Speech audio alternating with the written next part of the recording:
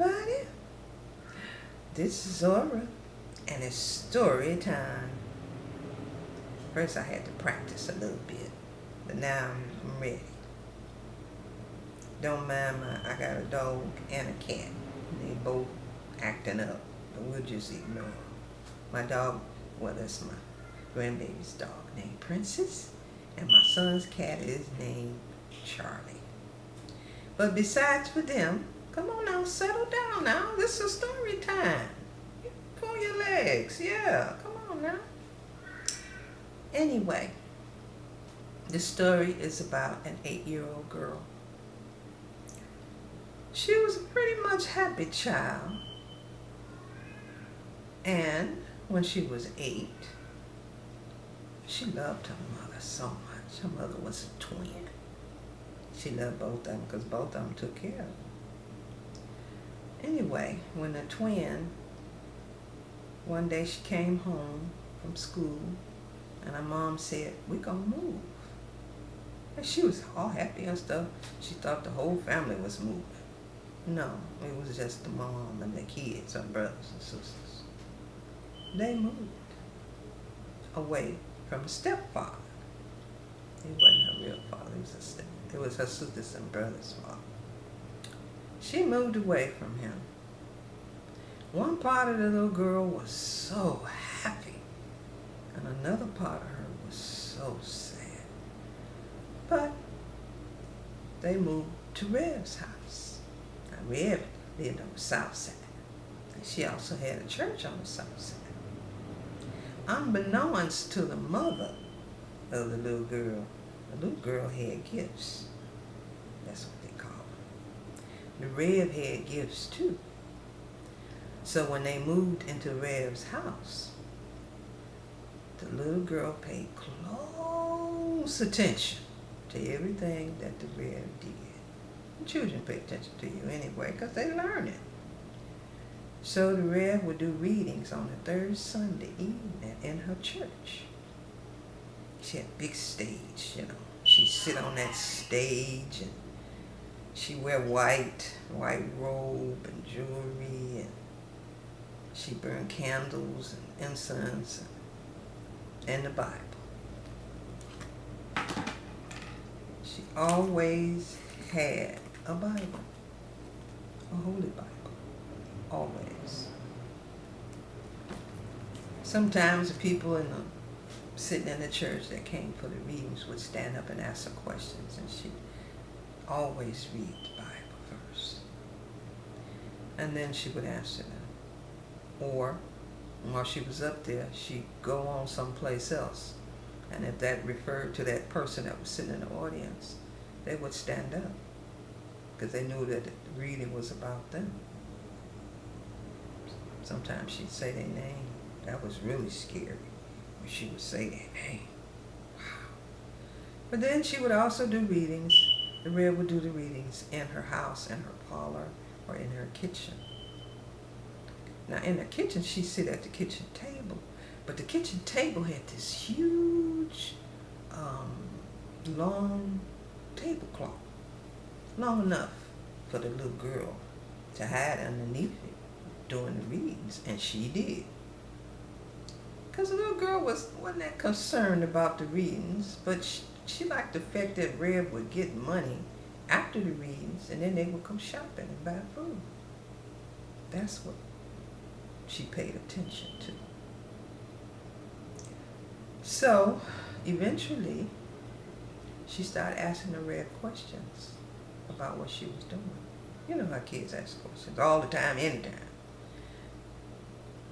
Be quiet.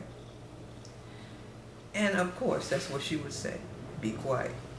But eventually, she sort of took the little girl under her, under her authority and helped her. Now, the little girl couldn't wait to grow up and read in Rev's church.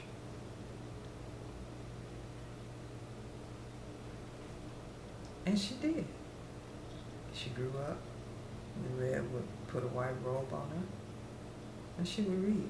She would read for people. It was no big deal after a while. That's what the little girl grew up and wanted to do. That's after she got out of college, or was it high school? And it was somewhere between high school and college. Anyway. So that was very, very, very warm-heartedness. You know, she helped the young lady. And the young lady went to college. And in college, she would do readings, of course. More astrological, though. You know, she was sort of more trendy with it. And more, what else could I say? Tarot cards. Her mom hated them tarot cards. She said, can't you use something else? You learn how to do this sort of thing, and why are you using them tarot cards? So she was a little nervous when she would use the tarot cards, but she still used them anyway. You know how it is. Anyway, but to this day, tarot cards, I think about my mom when I see a pack of tarot cards. So, anyway, what was I saying? Okay, now, so she played a musical instrument all through high school, and that quieted her spirit. She was in a band, marching band. She had started in 7th grade with an instrument, and she took it all the way to 12th grade. She was always doing music because it would quiet her spirit, because she was a spiritual person.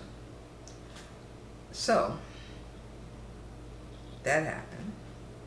Then she graduated from college. And you know, little girls love to read stories about princesses and princes. Well, she met a prince, a Yoruba prince from Africa, Nigeria, a real one. Back then, things were more real than they are now. You go on Facebook and the internet and whoa. Anyway, so she married him. She had children, blah, blah, blah.